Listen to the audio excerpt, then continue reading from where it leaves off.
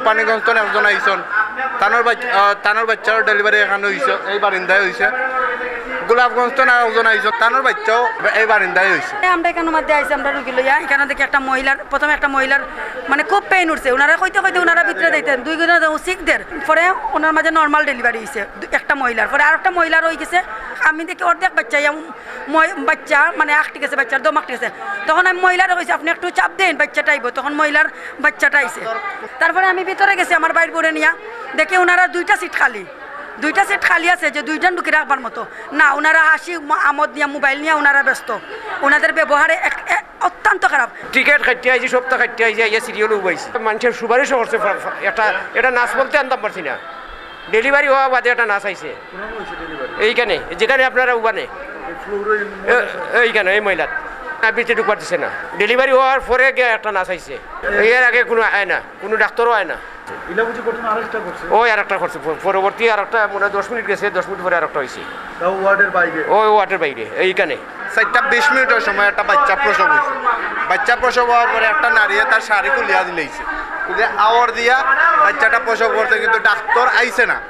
doctor hour বাদে doctor আইছে কমপক্ষে 10 থেকে 15 মিনিট বাদে ইনো পাবলিকে কাজ করছে ধরেন আমার ইনো বইন বাগনিন আছেন তারা কাজ করছে তারা সহযোগিতা করছে এর বাদে কিন্তু হয়েছে এর 5 মিনিট বাদে আর একটা বাচ্চা ডেলিভারি হয়েছে মানে ইনো চাপ ইনো ঢুকতে দেন না একজন অন্য বন আসিল নগদ বাচ্চা হয়ে গেছে আর একজন অন্য কিছু মানুষের সহযোগিতায় বাচ্চাটা হয়েছে এও শুনছি রাত্রেবেলা তারা 15,000 20,000 টাকার বিনিময়ে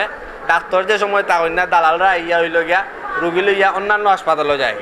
দেখছি একজন মহিলা রক্তমুক্ত আলা এইসব দেখিয়া ভাই নিজের সরম লাগছে নিজে উঠিয়া গেছি গিয়া আর কোনটা দেখছি ওয়ার্ডের বাইরে ভাই ইনো হওয়ার পরে ভাই তারা কয় সিরিয়ালে ঢুকা লাগবে সিরিয়াল আছে ঠিকও তারা সিরিয়ালে ঢুকায় কিন্তু রুগী দেখতে ভাই তারা দেরি করি না এমার্জেন্সি তা কোনটা বুঝে না ভাই মরলে মরো বাঁচলে যেবলা সময় আইব এবলা যাইব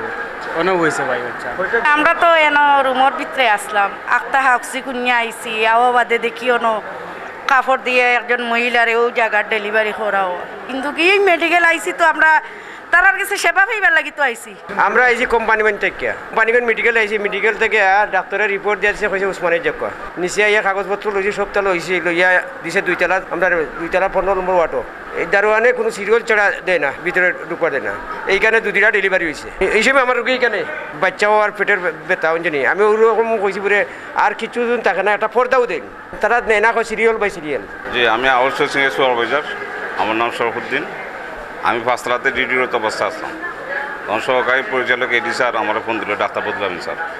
যেখানে কি কোনো গণ্ডগোল হয়েছে কিনা তুমি তাড়াতাড়ি যাও এইখানে আমি পাইছি না কিছু হয়েছে না হয়েছে লোকজনের মুখে শুনতে পারছি যে এইখানে সিরিয়াল বাই সিরিয়াল ডাক্তার হতে দেয় তো সিরিয়ালরত অবস্থায় একটা মেয়ের প্রসব হয়েছে একটা বাচ্চা হয়েছে 2টা একটা হিসেবে ইয়েতে আর একটা চেয়ারে বসা আছে এতটুকু আর কোনো গণ্ডগোল হয়েছে এটা আমি